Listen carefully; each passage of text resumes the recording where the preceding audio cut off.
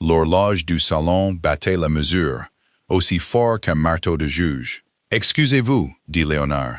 Sa voix était neutre. Elle était entièrement dépourvue de la chaleur qu'il lui réservait d'habitude. « Présentez vos excuses à ma famille, Cordelia, ou quittez cette maison. » Elle regarda l'homme qu'elle était censée épouser. Il ne lui demandait pas de regretter. Il exigeait sa soumission à un mensonge.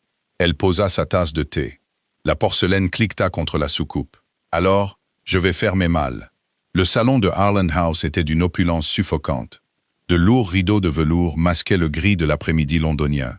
Ils en formaient la pièce dans une chaleur ambrée et étouffante. Ça sentait la cire d'abeille, la lavande séchée et l'arôme amer du thé de Ceylan. Cordelia se tenait près de l'âtre. La chaleur du feu lui brûlait les mollets à travers sa robe de laine. Pourtant, elle se sentait complètement glacée. Face à elle se tenait Leonard Harrington, le duc de Harland. Sa posture était rigide. Ses larges épaules étaient carrées sous un manteau bleu foncé, impeccablement taillé. Il avait tout de l'aristocrate qu'il était. Fier, imperturbable et entièrement convaincu de son bon droit. Assise près de la fenêtre, sa mère, la duchesse douairière Agatha, sirotait un verre de xérès. Elle affichait un air de fragilité étudiée. Et avachi contre la bibliothèque, il y avait Simon, le cousin de Léonard. C'était lui l'architecte de tout ce désastre. « Vous ne pouvez pas être sérieuse, » dit Léonard. Ces mots tombèrent comme des pierres dans la pièce silencieuse. « Vous êtes prête à rompre nos fiançailles pour un malentendu ?»« Ce n'est pas un malentendu, Léonard, » répondit Cordelia. Sa voix était ferme, bien que sa main tremblât. Elle croisa les doigts devant sa taille pour le cacher. Simon a détourné 300 livres du fonds de secours des veuves de guerre. J'ai vu le grand livre. J'ai fait correspondre les dates avec le paiement soudain et miraculeux de ses dettes de jeu chez White's. Simon se moqua, en croisant les chevilles. Cette fille est hystérique. Ou peut-être qu'elle n'a tout simplement pas les compétences en arithmétique pour lire les comptes d'un gentleman. Cordelia ne regarda pas Simon. Elle garda les yeux fixés sur Léonard. Il était le seul qui comptait. Elle attendit qu'il la défende, qu'il exige la vérité de son cousin, qu'il montre cette droiture morale inébranlable dont elle était tombée amoureuse. Au lieu de cela, Léonard se frotta l'arête du nez. Il avait l'air épuisé, il avait l'air agacé. Il ressemblait à un homme qui voulait simplement voir disparaître un problème gênant. « Cordelia, ça suffit, » dit Léonard. Simon a expliqué l'écart. Les fonds ont été temporairement réaffectés pour obtenir un meilleur rendement. C'était une affaire de gestion du domaine. « Une affaire pour couvrir ses dettes, » rétorqua-t-elle. « Il a volé des veuves, Léonard. Vous défendez un voleur pour protéger le nom de votre famille. » La duchesse douairière claqua son verre de xérès sur la table d'appoint. Le cristal résonna vivement. « Je n'accepterai pas qu'une fille de baron sans le sou se tienne dans mon salon et accuse mon neveu d'un crime. Vous oubliez votre place, mademoiselle Gable. Vous êtes une invitée ici. Vous êtes tolérée parce que mon fils a eu pitié de vous. » Le silence qui suivit fut absolu. Cordelia sentit une pression creuse monter derrière ses côtes. De la pitié. Était-ce donc cela? Léonard lança un regard d'avertissement à sa mère, mais il ne la contredit pas. Il se retourna vers Cordelia. Les traits de son visage étaient tendus. Il était duc. Il vivait dans un monde où la réalité était ce que lui et ses pairs décidaient. Le scandale était le seul véritable péché. Reconnaître le crime de Simon signifiait un scandale. Par conséquent, le crime n'avait pas eu lieu. « Vous avez insulté ma mère, et vous avez calomnié mon cousin, » dit Léonard. L'autorité absolue dans sa voix serra la poitrine de Cordelia. « Je vous donne une chance de rectifier cela. Présentez vos excuses à ma famille, Cordelia, ou quittez cette maison. » Il s'attendait à ce qu'elle cède. Elle le vit dans le léger relâchement de sa mâchoire, l'inclinaison expectative de sa tête. Il connaissait sa situation financière. Son père était mort, ne laissant derrière lui que des dettes. Et un domaine en ruine dans le Somerset, qui était revenu à un lointain héritier. Cordelia avait 30 livres à son nom et aucune perspective d'avenir. Léonard savait qu'il était sa sécurité, son avenir, son monde entier. Il utilisait son dénuement comme un levier pour la plier à sa volonté. Elle le regarda, le beau visage, les yeux gris et calmes qu'elle avait cru si bien connaître. Ce n'était pas un partenaire regardant une égale, c'était un seigneur disciplinant une personne à sa charge. « Alors, je vais faire mes malles, dit-elle. » Les yeux de Léonard s'écarquillèrent. Une lueur de choc véritable perça son masque aristocratique. « Cordelia, ne soyez pas absurde. Vous n'avez nulle part où aller. Je préférerais dormir dans la rue que de dormir à côté d'un lâche, dit-elle. Elle se retourna et sortit du salon. Ses chaussures en cuir claquèrent sèchement sur le parquet. Elle ne se retourna pas, même quand elle entendit Léonard l'appeler. À l'étage, dans la grande suite d'invités qu'elle avait occupée le mois dernier, l'air était complètement immobile. Cordelia n'appela pas de femme de chambre. Elle traîna sa malle en cuir usé depuis le coin de la pièce et l'ouvrit sur le lit. La panique, vive et cuivrée, avait un goût de sang au fond de sa gorge. « Qu'as-tu fait » hurla son esprit. « Tu es ruinée. » Mais une autre partie d'elle, celle qui se souvenait de la digne tranquillité de son père, celle qui refusait d'être engloutie par l'orgueil des Harrington, restait glaciale et calme.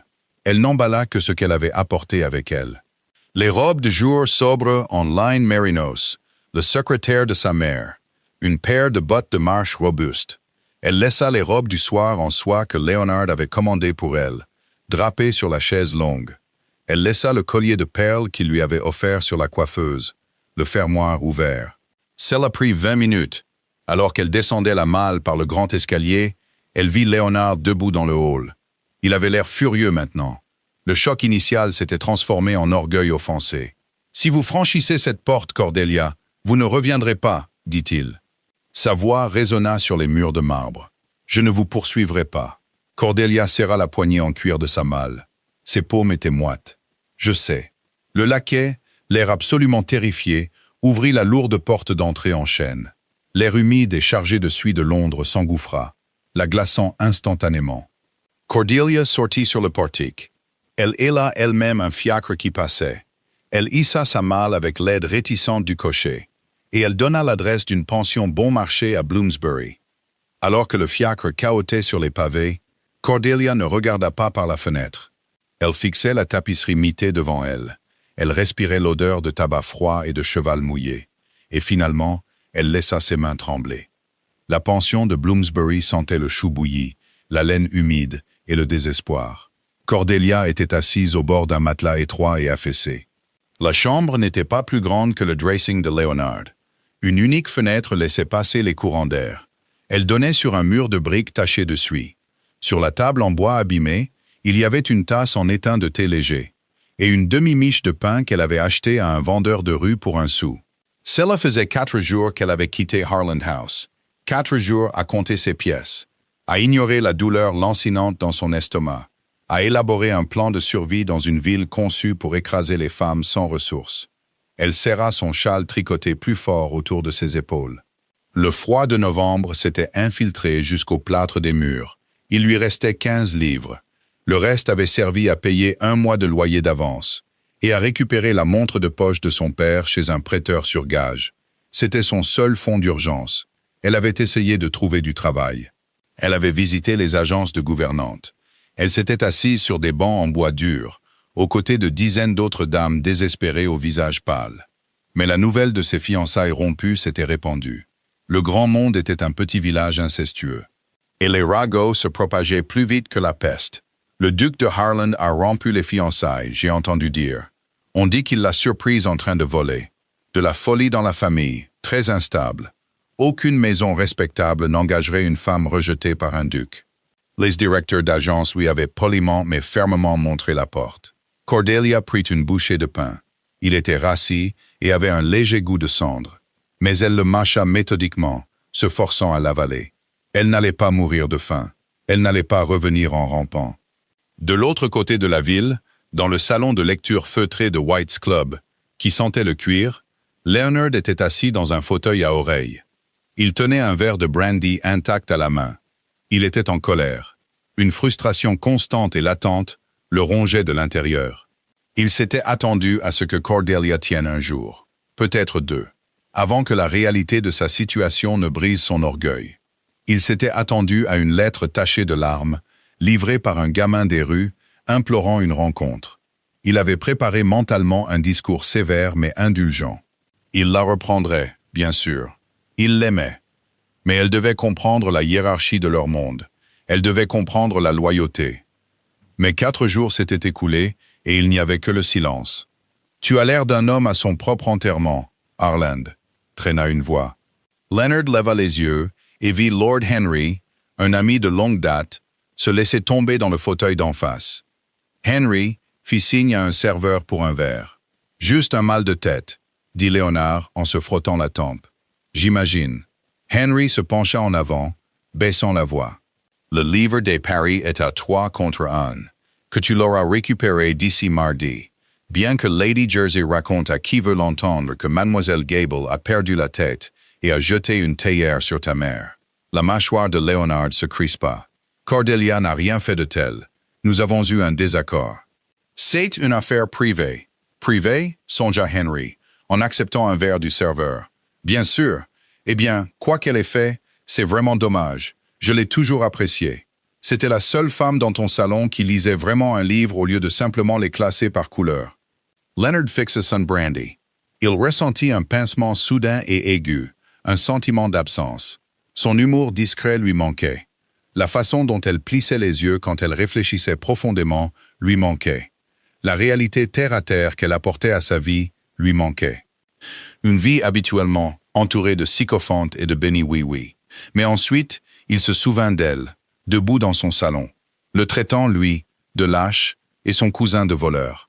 La colère reprit de plus belle, un bouclier protecteur sur son ego meurtri. Elle reviendra à la raison, se dit-il. Elle n'a pas d'autre choix. De retour à Bloomsbury, Cordelia étala une feuille de papier bon marché sur la table abîmée. Elle avait abandonné l'idée d'être gouvernante. À la place, elle s'était souvenue d'un imprimeur à Cheapside qui publiait des traductions d'essais philosophiques français. Son père lui avait appris le français jusqu'à ce qu'elle le parle mieux que l'anglais. Elle trempa sa plume dans une bouteille d'encre diluée et commença à écrire un échantillon de traduction de Rousseau. Ses doigts étaient raides de froid, mais son écriture restait élégante et précise. Elle travailla tard dans la nuit. L'unique bougie de Swift se consumait, projetant de longues ombres vacillantes sur le papier peint qui s'écaillait. Quand elle s'allongea enfin sur le matelas bosselé, remontant les fines couvertures jusqu'à son menton, elle ne pleura pas. Pleurer dépensait une énergie qu'elle ne pouvait pas se permettre de perdre. Elle fixa le plafond fissuré et écouta les bruits étouffés et lointains des rues de Londres. Elle était complètement seule. Elle avait peur. Mais pour la première fois de sa vie, elle s'appartenait entièrement. Le vernis du mensonge de Simon tient exactement 12 jours. Il ne s'effondra pas avec une grande révélation, mais à cause d'une banale erreur administrative. Léonard était dans son bureau, examinant les registres trimestriels du domaine avec son intendant, M. Penaligon. C'était un travail fastidieux, du genre que Léonard survolait habituellement, faisant confiance aux chiffres pour s'équilibrer. « Votre grâce », dit Penaligon en hésitant. Son doigt était posé sur une page du grand livre général du domaine. « J'ai du mal à justifier cette écriture du 14 du mois dernier. Un transfert de 300 livres au Fonds d'amélioration agricole, mais il n'y a pas de reçu correspondant pour du matériel ou des semences. » Léonard fronça les sourcils, regardant par-dessus l'épaule de l'homme. « Le 14 ? Laissez-moi voir. » Il parcourut la page. L'écriture était celle de Simon. Léonard sentit un poids froid, et soudain lui tomber dans l'estomac. Il ouvrit le tiroir de son bureau en acajou, et en sortit le registre du Fonds de secours des veuves de guerre, le livre que Cordelia avait regardé. Il les posa côte à côte. Les dates correspondaient.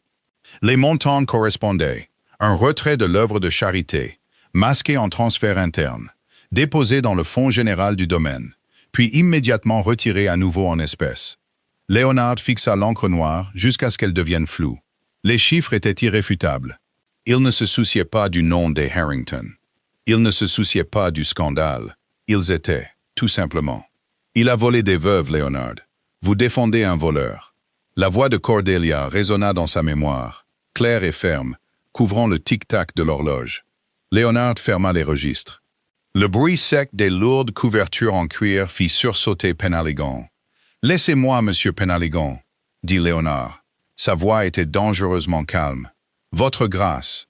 Sortez. » Quand l'intendant se précipita hors de la pièce, Léonard resta assis dans le silence de son bureau. Il se sentait physiquement malade. L'orgueil qu'il avait réchauffé pendant 2 semaines lui parut soudain une maladie. Il avait regardé la femme qu'il prétendait aimer, une femme d'une intégrité sans faille, et il l'avait traitée de menteuse pour protéger un cousin qui n'était guère plus qu'un parasite. Il ne lui avait pas seulement manqué de respect. Il avait failli à son propre sens de l'honneur. Il n'appela pas de laquais. Il sortit du bureau, monta les escaliers deux par deux et ouvrit brusquement la porte de la salle de billard. Simon était là, appliquant de la craie sur une queue de billard. Un verre de clairet reposait sur le bord de la table au tapis vert. Il leva les yeux, un sourire paresseux sur le visage. « Léonard, une partie ?» Léonard traversa la pièce en 3 enjambées. Il ne parla pas. Il attrapa Simon par les revers de son manteau de velours et le projeta contre les boiseries en chêne. La queue de billard tomba bruyamment sur le sol. Le clairet se renversa, une tache rouge sombre imbibant le tapis. « Hey, que diable !» haleta Simon. Ses yeux étaient écarquillés de panique, alors que l'avant-bras de Léonard appuyait sur sa gorge. « 300 livres, dit Léonard, sa voix un grognement bas et vicieux. Tu les as volés à l'œuvre de charité. Tu as utilisé les comptes du domaine pour les blanchir. Et tu m'as laissé bannir la seule chose décente de cette maison pour couvrir tes traces. » Simon essaya d'écarter le bras de Léonard, son visage devenant rouge. « Léonard, s'il te plaît, je peux expliquer. Les créanciers, ils menaçaient de me casser les jambes. »« Je me fiche qu'ils menacent de te jeter dans la Tamise, » murmura Léonard. Il relâcha Simon, reculant comme si le toucher était contaminant. « Tu as jusqu'à demain matin pour faire tes bagages. Tu quittes Londres, tu iras au domaine du Northumberland et tu y resteras jusqu'à ce que tu aies remboursé chaque centime que tu as volé. Si je vois ton visage en ville avant cela, je remettrai moi-même les registres au magistrat. » Simon se frotta la gorge, l'air terrifié. « Léonard, tu ne peux pas. Le scandale. Au diable le scandale, » dit Léonard. Il tourna les talons et sortit de la pièce d'un pas décidé. Il devait la trouver. Il fallut 3 heures et un gros pot de vin au cocher qu'il avait emmené pour retrouver l'adresse.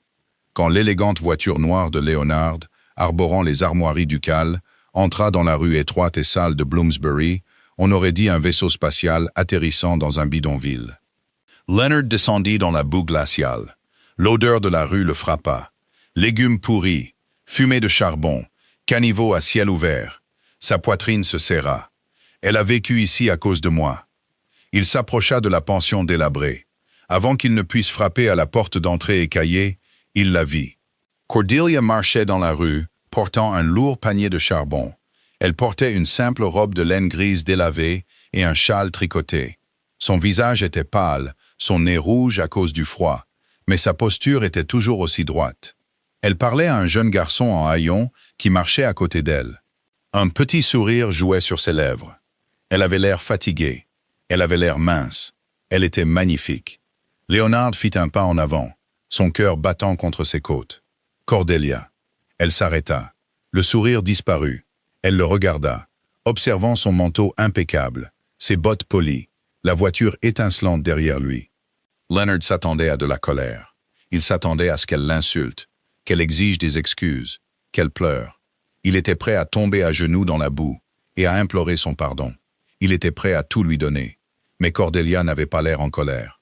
Elle le regarda avec la douceur calme et détachée que l'on pourrait réserver à un étranger demandant son chemin. Elle déplaça le lourd panier de charbon sur son autre hanche. « Votre grâce, dit-elle, sa voix parfaitement polie. » Cette formalité fut comme un couteau glissant entre ses côtes. « Cordelia, s'il vous plaît. » Il s'approcha, tendant la main pour lui prendre le panier. « Je sais tout. J'ai trouvé les registres. » Simon a avoué. « Vous aviez raison. Vous aviez raison sur toute la ligne. » Elle recula, évitant facilement sa main. Elle garda le panier. « Je suis heureuse que vous ayez découvert la vérité, » dit-elle simplement. « Je suis venu vous ramener à la maison, » dit Léonard, le désespoir perçant dans sa voix. « Ma mère s'excusera. Je m'excuserai. Publiquement, si vous le souhaitez. Nous serons mariés avant la fin du mois. Je vais arranger ça. » Cordelia le regarda. Le ciel gris se reflétait dans ses yeux, les faisant paraître immenses et froids. « Vous vous méprenez, Léonard, » dit-elle doucement. « Je ne suis pas parti parce que vous avez fait une erreur. Je suis parti parce que, quand le moment est venu de choisir entre la vérité et votre orgueil, vous avez choisi votre orgueil. Et quand vous avez réalisé que je ne plierais pas, vous avez utilisé ma pauvreté comme une arme contre moi. J'étais en colère. Je ne réfléchissais pas. Vous réfléchissiez parfaitement clairement, l'interrompit Cordelia. Son ton était dénué de méchanceté, ce qui ne faisait que rendre ses mots plus blessants. Vous pensiez pouvoir me briser. Vous pensiez pouvoir me briser. Vous pensiez pouvoir me briser. Vous pensiez pouvoir me briser. Vous pensiez pouvoir me briser. Vous pensiez pouvoir me briser. Vous pensiez pouvoir me briser. Vous pensiez pouvoir me briser. Vous pensiez pouvoir me briser. Vous pensiez pouvoir me briser. Vous pensiez pouvoir me briser. Vous pensiez pouvoir me briser. Vous pensiez pouvoir me briser. Vous pensiez pouvoir me briser. Vous pensiez pouvoir me briser. Vous pensiez pouvoir me briser. Vous pensiez pouvoir me briser. Vous pensiez pouvoir me briser. Elle n'attendit pas sa réponse. Elle se tourna et se dirigea vers la pension, le charbon cliquetant doucement dans le panier à chaque pas. Léonard resta figé dans la boue, le froid s'infiltrant à travers les semelles de ses bottes. Il regarda la lourde porte en bois se refermer derrière elle. Il était venu préparé à offrir des excuses. Il croyait que c'était la clé pour déverrouiller la vie qu'ils étaient censés avoir. Alors qu'il fixait la porte fermée, la réalité dévastatrice le submergea. Elle n'avait pas attendu ses excuses. Elle était occupée à construire une vie qui n'avait plus du tout besoin de lui. Le trajet de retour vers Mayfair dura 40 minutes. Pour Léonard, cela sembla une décennie. Il était assis dans l'intérieur, en velours moelleux de sa voiture, fixant la boue qui séchait lentement sur le bout de ses bottes. Il avait ordonné à son cocher de prendre le chemin le plus long. Il n'était pas prêt à affronter Harlan House. Pendant 28 ans, cette maison avait été sa forteresse. Maintenant, elle ressemblait à un mausolée. Quand il franchit enfin les immenses portes doubles, le laquais s'avança pour prendre son chapeau et son manteau avec une efficacité invisible et habituelle. Leonard l'arrêta. « Où est ma mère » demanda Léonard. « Dans le salon du matin, votre grâce. Elle prend son thé. » Léonard garda son manteau. Il parcourut le long couloir, les sols en marbre amplifiant ses pas lourds. Il poussa les portes du salon du matin sans frapper. La duchesse douairière Agatha était assise près du feu, un plateau d'argent de scone intact sur la table à côté d'elle. Elle leva les yeux, son expression empreinte d'un léger agacement face à l'interruption. « Léonard, vraiment, avez-vous oublié comment utiliser une poignée de porte ?»« Simon s'en va, » dit Léonard. Il ne s'assit pas. Il se tenait au centre de la pièce, apportant l'odeur de la boue des rues et de la laine mouillée dans l'air parfumé et étouffant. Il part pour le Northumberland à l'aube. Il y restera indéfiniment. La tasse de thé d'Agatha s'arrêta à mi-chemin de ses lèvres. Elle la reposa lentement. « Ne sois pas dramatique. Il a fait une petite erreur de jugement. C'est la famille. »« C'est un voleur, » corrigea Léonard, sa voix complètement neutre. « Il a volé le fonds des veuves. 300 livres. Il a utilisé les registres de mon domaine pour le cacher. Et tu vas l'exiler pour quelques centaines de livres ?» Elle fit un geste dédaigneux de la main. « Rembourse-le avec tes propres comptes. L'affaire est réglée. » Léonard fixa la femme qui l'avait élevé. Il vit le droit inébranlable dans le pli de sa mâchoire, le refus absolu de reconnaître toute réalité qui la dérangeait. C'était exactement le même droit qu'il avait porté comme une armure toute sa vie. C'était l'armure que Cordelia avait brisée. « Je l'ai remboursée, » dit Léonard. « Mais l'affaire n'est pas réglée. Cordelia avait raison. Elle s'est tenue dans cette maison, nous a dit la vérité, et nous l'avons traitée de menteuse. » Agatha se hérissa, sa posture se redressant. « Ah, c'est à propos de cette fille. J'aurais dû le savoir. Tu punis ta propre chair et ton propre sang parce qu'une vieille fille sans le sou a blessé ton ego en partant. Je punis un voleur parce qu'il a enfreint la loi, » dit Léonard. Sa voix baissa, perdant sa chaleur, remplacée par une certitude froide et installée. « Et je vous le dis, mère, si jamais vous parlez de Cordelia avec autre chose qu'un respect absolu, vous verrez votre allocation sévèrement réduite et vos invitations à organiser des événements dans cette maison révoquées. » Les yeux d'Agatha s'écarquillèrent de choc véritable. « Tu me menaces. »« J'énonce un fait, » dit Léonard. Il se tourna vers la porte. « Profitez de votre thé. » À 3 miles de là, à Cheapside, Cordelia découvrait le poids précis d'un shilling. Monsieur Harding, un imprimeur corpulent avec de l'encre incrustée en permanence dans les plis de ses jointures, poussa 3 pièces d'argent sur le comptoir en bois rayé. « C'est du bon travail, mademoiselle Gable, » grogna Harding, s'essuyant les mains sur un tablier en toile sale. « Votre français est propre. Vous n'essayez pas de faire sonner Rousseau comme un poète. Vous le laissez sonner comme le salaud en colère qu'il était. Cordelia ramassa les pièces. Elles étaient froides. Elles représentaient 2 jours de travail acharné, à frissonner à sa petite table, ses doigts crispés autour de la plume. Ce n'était pas assez pour acheter de la viande. C'était à peine assez pour couvrir 1 semaine de charbon et une miche de pain. « Merci, monsieur Harding, dit-elle. Elle glissa les pièces dans son réticule. « J'ai un autre pamphlet, dit Harding, cherchant sous le comptoir. Il sortit une pile de pages étroitement reliées. Théorie politique, des choses dangereuses, franchement, le genre de choses que la couronne n'aime pas voir circuler en anglais. Vous le voulez? Cordelia regarda le pamphlet. Si elle était surprise à traduire des documents séditieux, elle pourrait être arrêtée. L'ancienne fiancée du duc de Harland traînait devant un magistrat. Le scandale serait absolu. Elle pensa à la mère de Léonard, assise dans son salon ambré, buvant du xérès. Elle pensa à la cage confortable et suffocante à laquelle elle avait de justesse échappé. « Je le prends », dit Cordelia. Harding offrit un sourire sombre et approbateur. « 1 penny la page. Rapportez-le-moi pour jeudi. » Cordelia retourna à Bloomsbury sous la pluie glaciale. Ses bottes prenaient l'eau. L'ourlet de sa robe était trempé d'eau boueuse. Son estomac se tordait d'une faim aiguë et indéniable. Pourtant, alors qu'elle serrait le pamphlet rugueux sous son châle pour le garder au sec, elle sentit une étrange et féroce étincelle dans sa poitrine. Elle survivait. Le monde était brutal, froid et entièrement indifférent à son existence. Mais c'était son monde maintenant. Elle n'était pas un cas de charité. Elle n'était pas une possession à jeter quand elle était gênante. Elle gagnait son propre pain. En arrivant à sa pension, elle ne regarda pas en arrière vers les rues opulentes de Mayfair. Elle monta les escaliers qui craquaient, alluma son unique bougie de suif et se mit au travail. En janvier, le gel londonien était assez épais pour faire craquer les roues des voitures. Les mains de Cordelia avaient changé. La peau douce et sans défaut de la fille d'un gentleman avait disparu. Ses jointures étaient perpétuellement à vif à cause du froid. Le bout de ses doigts était taché en permanence d'encre ferrogallique foncée.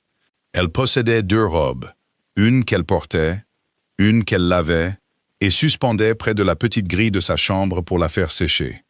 Elle était devenue une habituée de l'imprimerie de Harding. Elle était efficace, impitoyable dans ses traductions, et entièrement dépourvue de sentimentalité.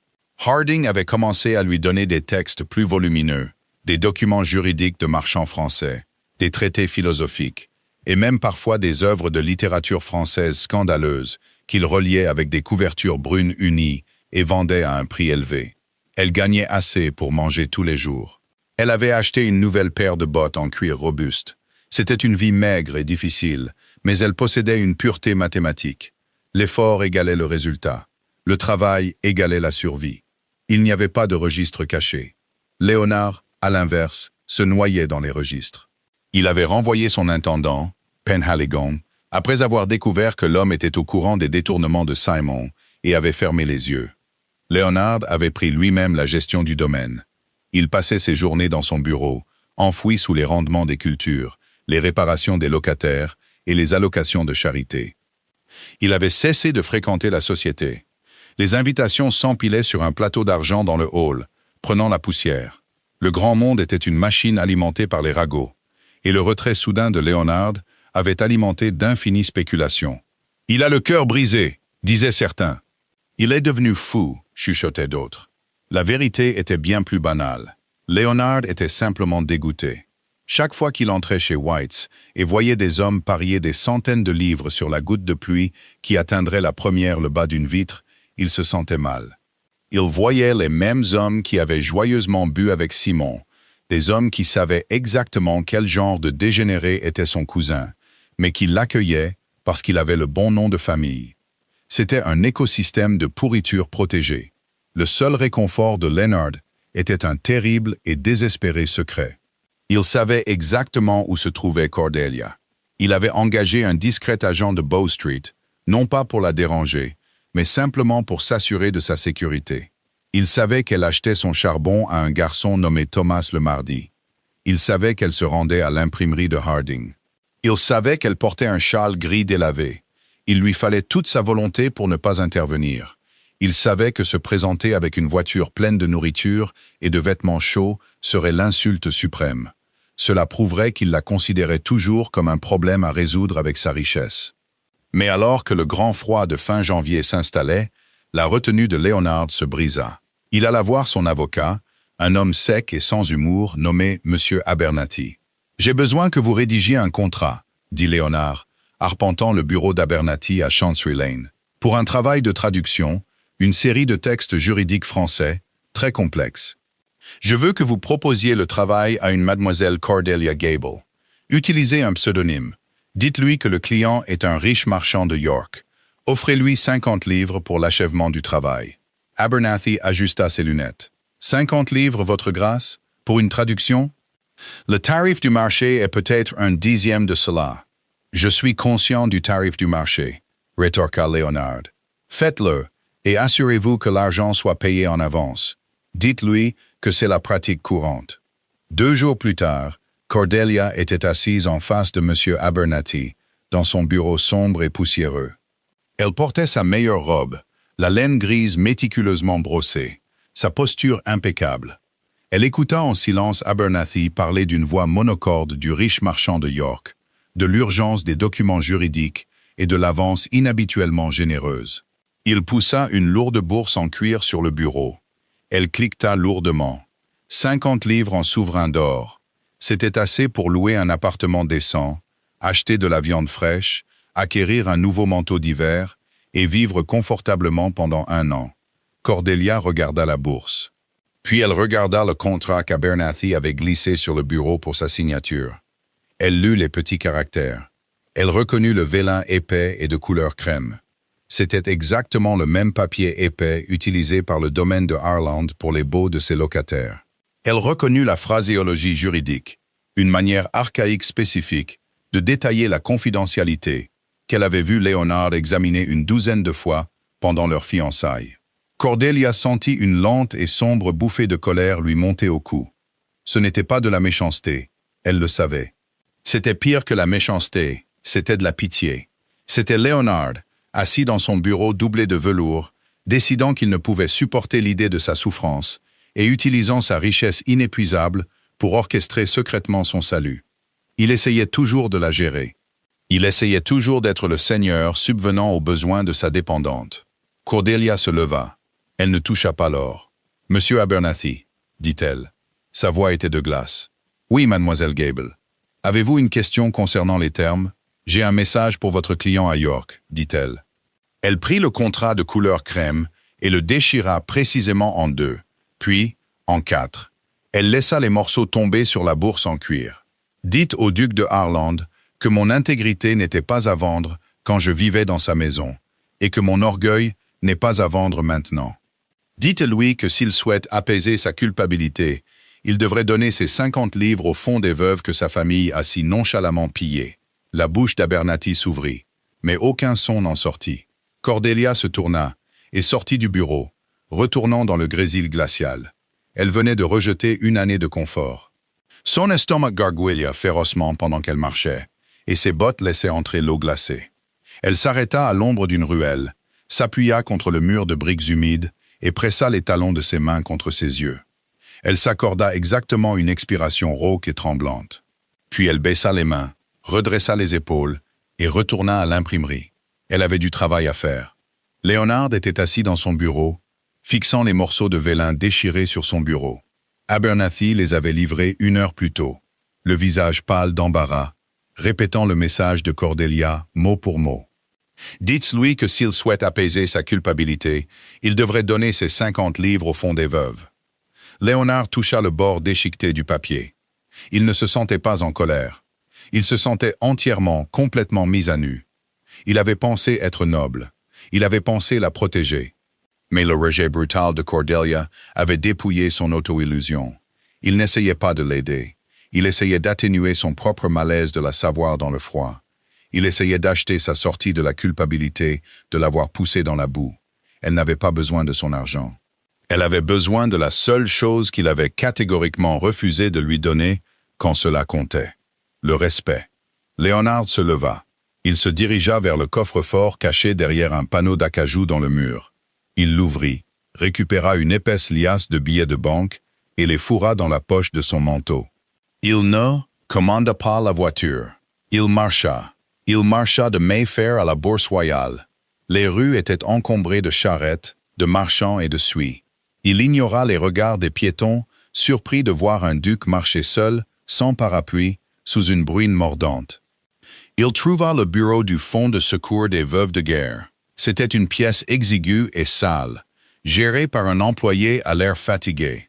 Léonard entra, plaça 300 livres sur le comptoir, le montant exact que Simon avait volé, et ajouta les 50 livres qu'il avait essayé de donner à Cordelia. « Don anonyme », dit Léonard à l'employé stupéfait. « Assurez-vous que ce soit enregistré aujourd'hui. » Mais payer la dette secrètement n'était plus suffisant. Ce soir-là, Léonard se rendit chez White's. Le club était bondé. L'air était épais de fumée de cigares et du faible murmure des ragots aristocratiques. Quand Leonard entra dans le salon principal, la pièce devint sensiblement plus silencieuse. Les hommes qui avaient spéculé sur son absence trouvèrent soudain leur verre de brandy fascinant. Lord Henry était assis à une table de jeu près du feu. Il leva les yeux, un sourire prudent sur le visage. « Harland, ravi de te voir rejoindre les vivants. Viens, prends un siège.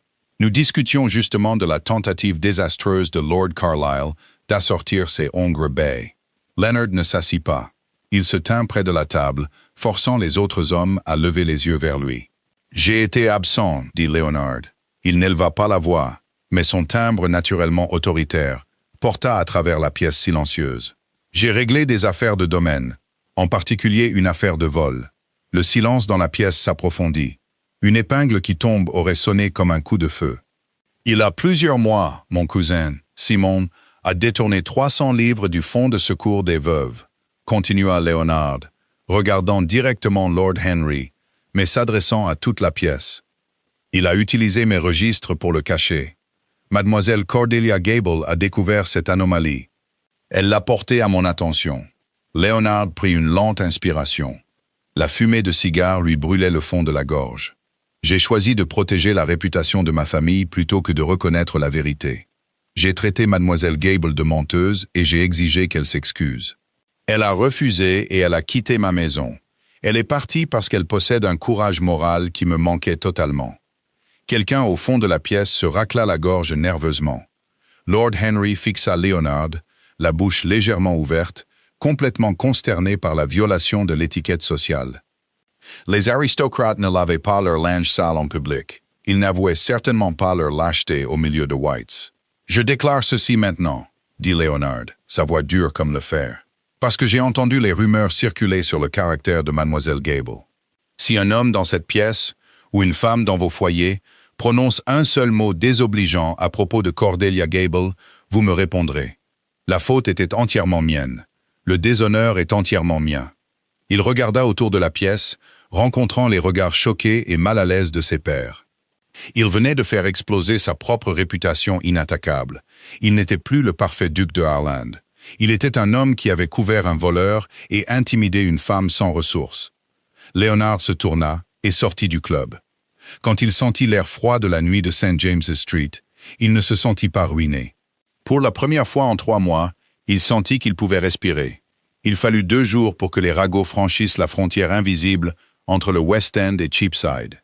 Cordelia était au comptoir de Harding, relisant une feuille de texte fraîchement imprimée, quand Harding entra en tenant un journal à un sou. « Vous avez lu ça, Mademoiselle Gable » demanda Harding, le jetant sur le comptoir. Cordelia y jeta un coup d'œil. Le titre était sensationnaliste, mais le cœur de l'histoire était là. Un duc avoue dans un club de gentlemen, un cousin exilé pour vol, la vieille fille qui connaissait la vérité. Cordelia fixa l'encre tachée.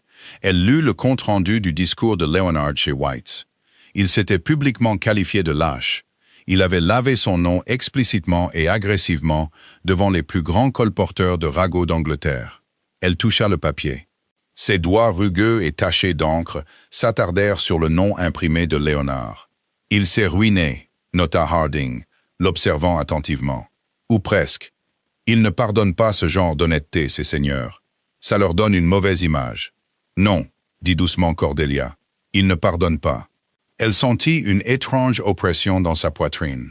Ce n'était pas la justification triomphante à laquelle elle aurait pu s'attendre. C'était une prise de conscience lourde et douloureuse.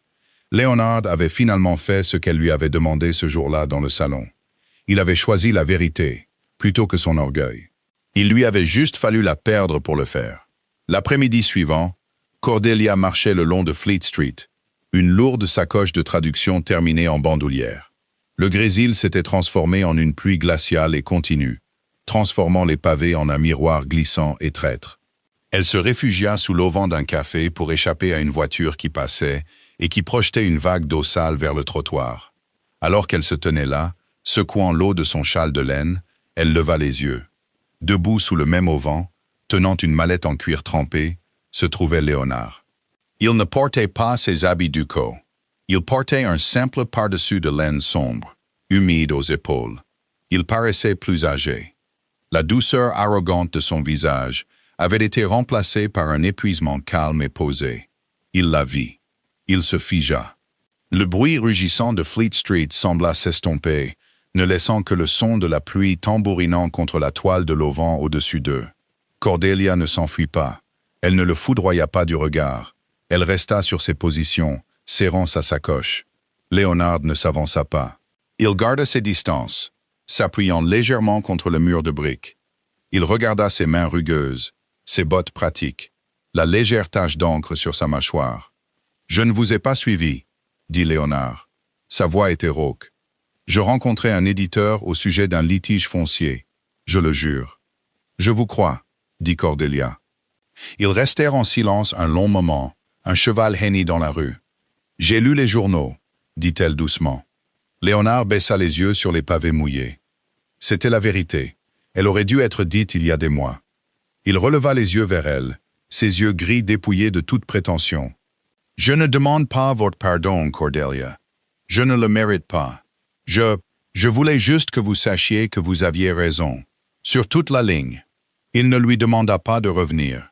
Il ne lui offrit pas d'argent. Il ne posa pas d'ultimatum. Il se tenait simplement sous la pluie, offrant la seule chose qu'elle avait exigée. Cordelia le regarda vraiment, et vit que le duc de Harland avait disparu. À sa place se trouvait un homme qui avait enfin appris à se tenir dans la boue. La rencontre sous l'auvent de Fleet Street ne se termina pas par des retrouvailles en larmes. Elle se termina avec la pluie qui ralentit jusqu'à cesser. Leonard hocha une fois la tête, sortit de l'abri de toile et s'éloigna dans l'après-midi gris. Cordelia regarda son manteau sombre se fondre dans la foule, puis serra sa sacoche et continua vers l'imprimerie. Elle s'attendait à ce qu'il revienne le lendemain. Elle s'y prépara. Elle répéta les mots vifs et décisifs qu'elle utiliserait pour le renvoyer à nouveau. Il ne vint pas.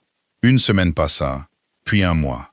L'hiver brutal commença à se fissurer, cédant la place au dégel humide et glacial d'un mois de mars londonien. Cordelia reprit son rythme. Elle traduisait. Elle achetait son propre charbon. Elle mangeait du pain dur et du mouton bon marché, et regardait ses économies augmenter, sou par sou laborieux, dans une boîte en fer blanc cachée sous son plancher.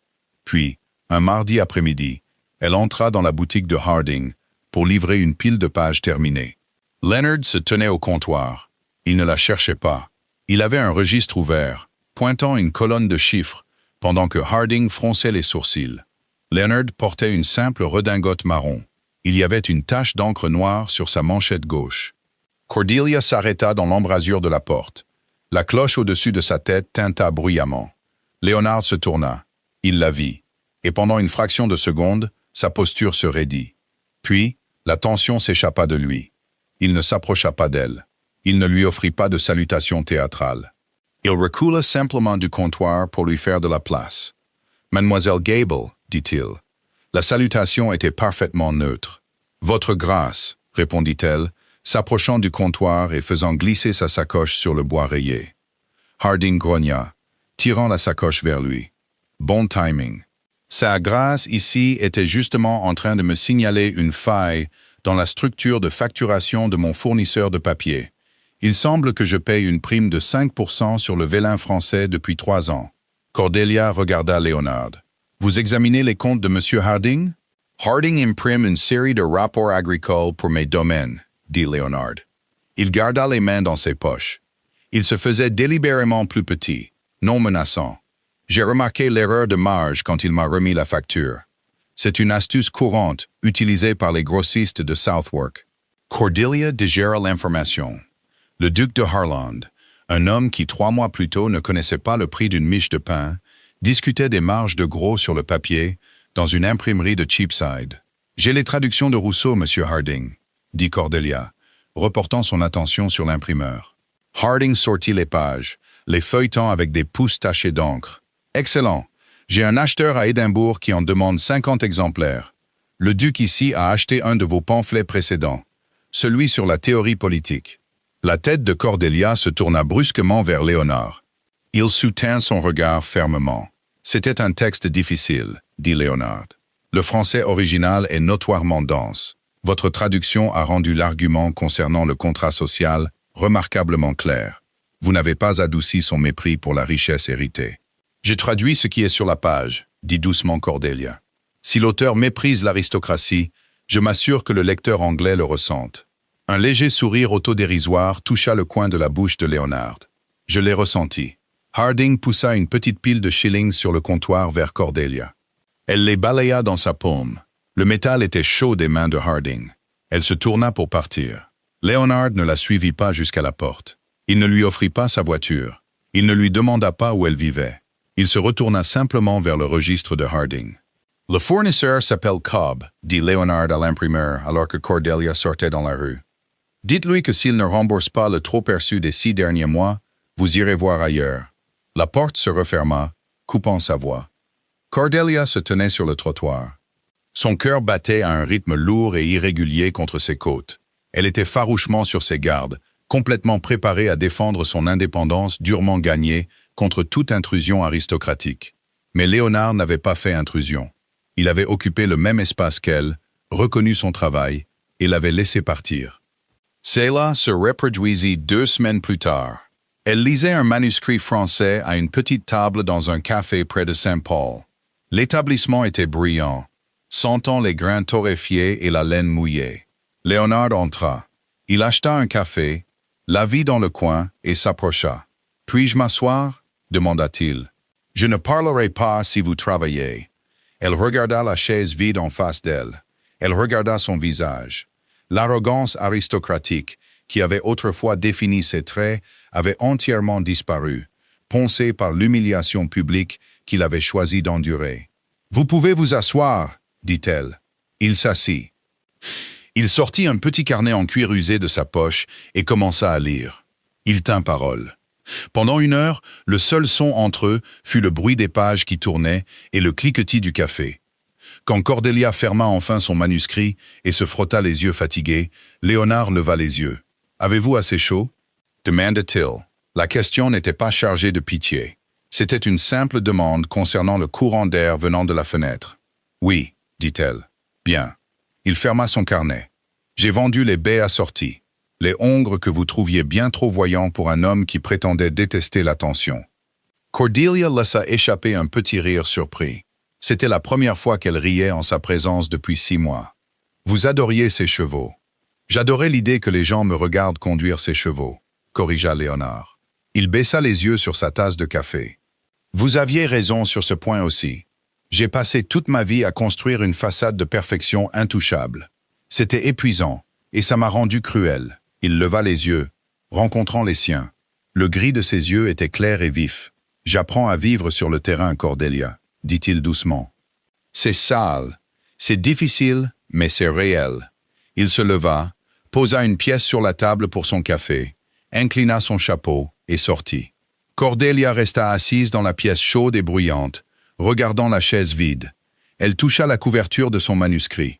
La forteresse de glace qu'elle avait construite autour de son cœur pendant le long hiver glacial commença enfin à montrer une fissure microscopique.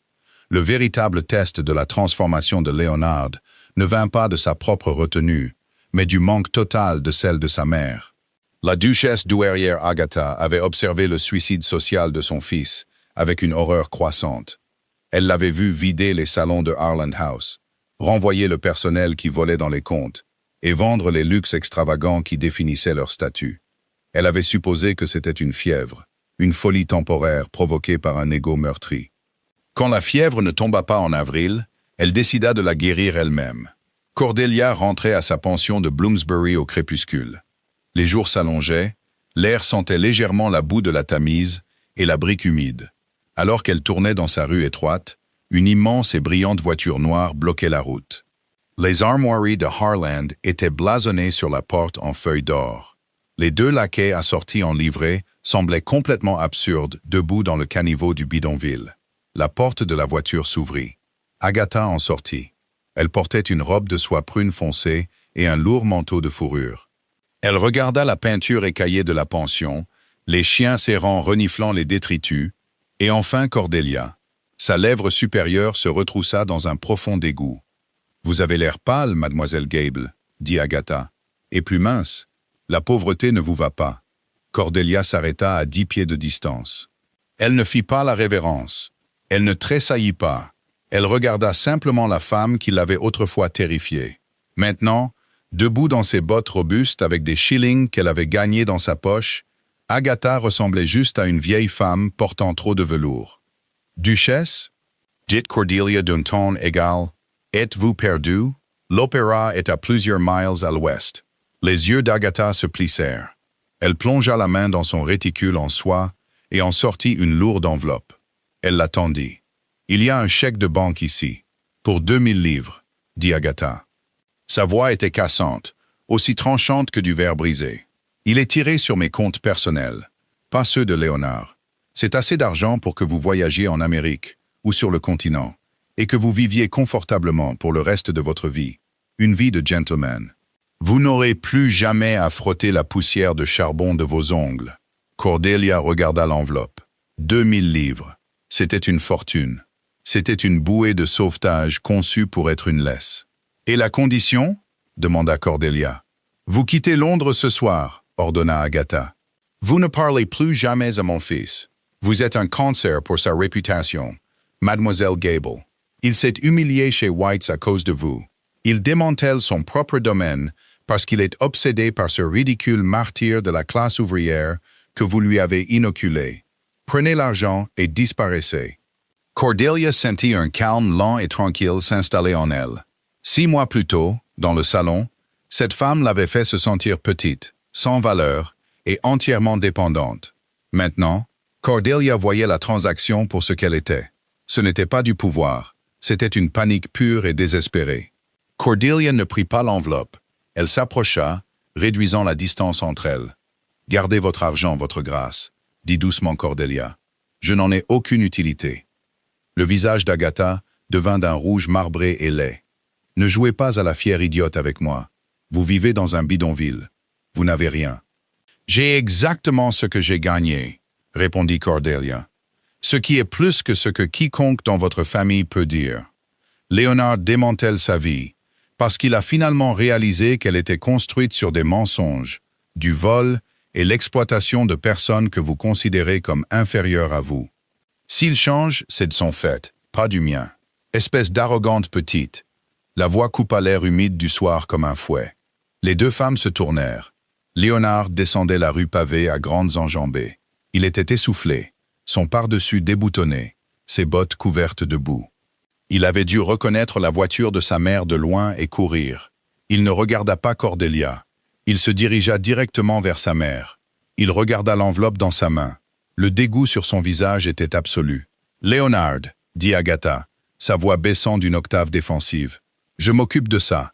Je nettoie le désordre que tu refuses de... » « Montez dans la voiture, » dit Léonard. L'autorité glaciale et pure dans sa voix fit sursauter l'un des laquais. « On ne me parle pas sur ce ton. Tu monteras dans la voiture, » l'interrompit Léonard, sa voix maintenant mortellement calme. « Et tu retourneras à Harland House. Tu feras tes bagages. D'ici demain soir, tu te retireras à la maison douairière de Bath. Ton allocation sera réduite de moitié, comme je t'en avais averti. Si jamais tu tentes de parler à Cordelia, de la soudoyer ou de la menacer à nouveau, je la couperai entièrement, et tu apprendras ce que c'est que de survivre par ton propre travail. » Agatha fixa son fils. Sa bouche s'ouvrit, mais la finalité absolue dans ses yeux la fit taire. Il ne faisait pas une crise de colère. Il exécutait un jugement. Le duc de Harland qu'elle avait modelé était mort. L'homme qui se tenait devant elle était un étranger forgé dans les décombres. Agatha arracha l'enveloppe, ses mains tremblant de rage et d'une peur soudaine et aiguë. Elle se tourna, rassembla ses lourdes jupes et monta dans la voiture. Le laquais claqua la porte.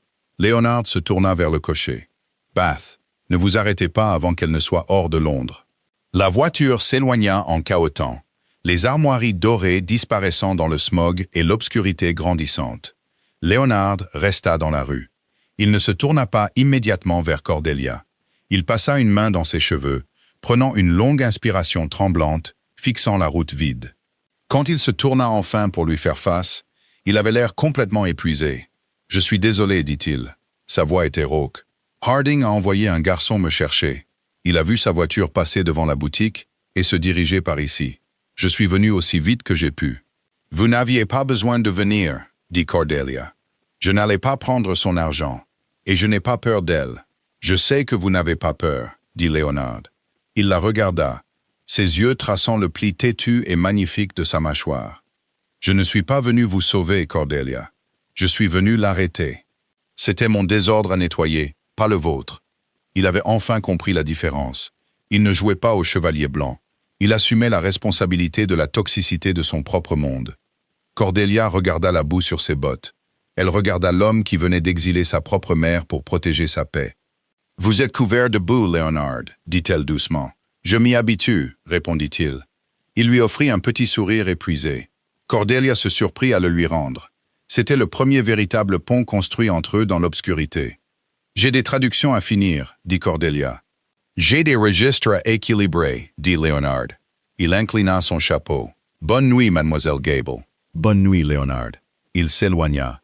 Cette fois, Cordelia le regarda jusqu'à ce qu'il tourne au coin de la rue. Le nœud serré dans sa poitrine se défit enfin, de façon permanente.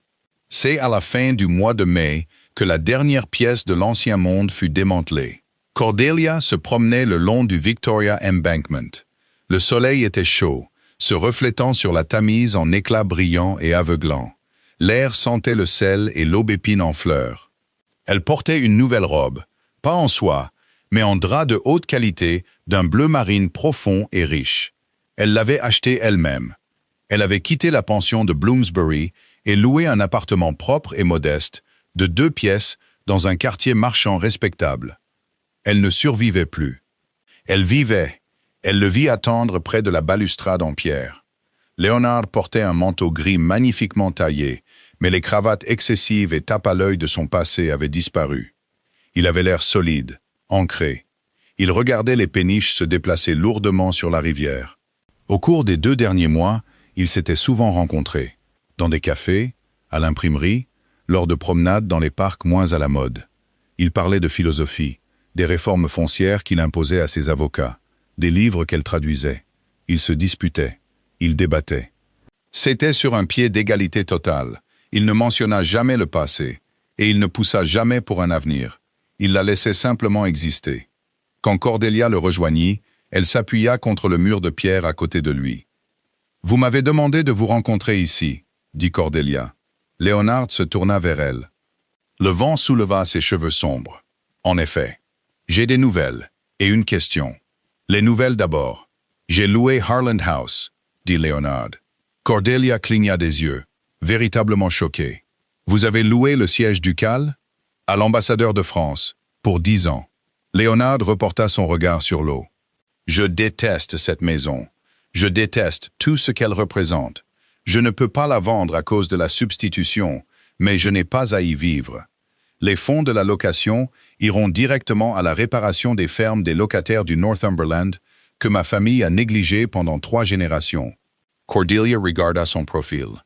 L'ampleur de ce qu'il avait fait était stupéfiante.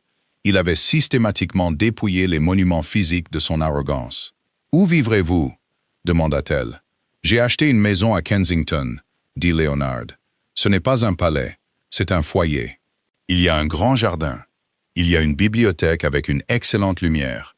Il ne nécessite qu'un personnel de 3 personnes. » Il marqua une pause. Il se tourna pour lui faire face entièrement.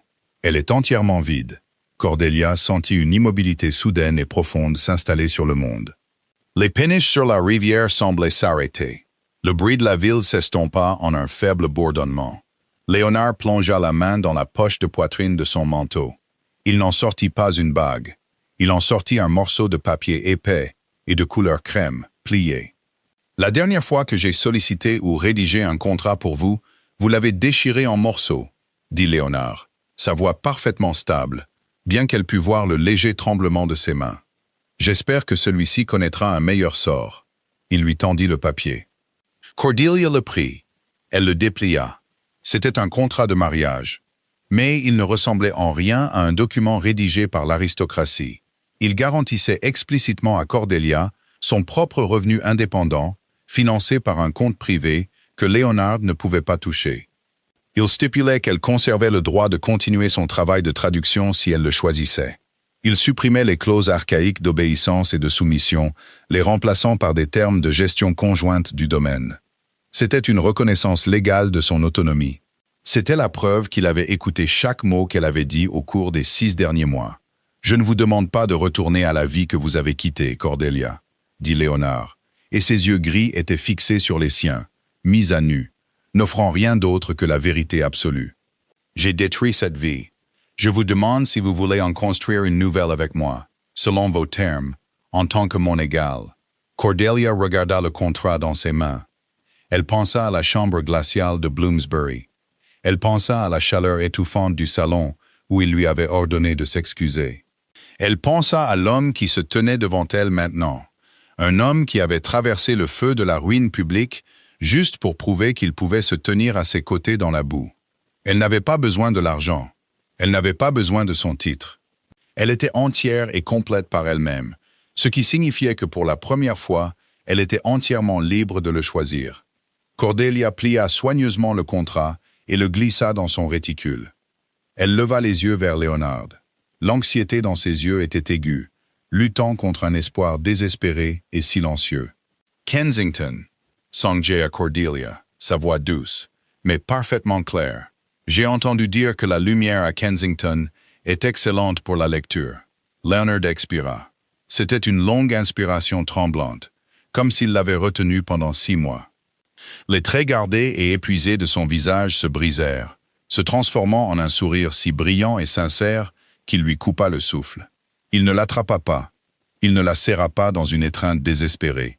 Il tendit la main et prit doucement sa main nue et tachée d'encre dans la sienne. Il passa son pouce sur ses callosités, honorant la peau rugueuse qu'il avait maintenue en vie. « Elle l'est, » dit doucement Léonard. « Et la bibliothèque a un bureau qui vous attend. » Cordelia s'approcha, comblant le dernier centimètre entre eux. Elle laissa ses doigts s'enrouler autour des siens. La Tamise coulait à côté d'eux, vaste et indifférente, alors qu'ils se tenaient ensemble au soleil, portant le poids silencieux et incassable de la vérité. L'orgueil est une forteresse confortable, mais c'est finalement une prison. Le voyage de Leonard et Cordelia ne concernait pas un duc riche sauvant une femme sans ressources. Il s'agissait d'une femme dont l'intégrité inébranlable a forcé un homme puissant à démanteler ses propres privilèges toxiques. Elle a choisi la vérité brutale et glaciale de la rue, plutôt qu'un mensonge doré. Et ce faisant, elle lui a appris à devenir un homme digne d'elle. L'amour sans respect n'est qu'une transaction.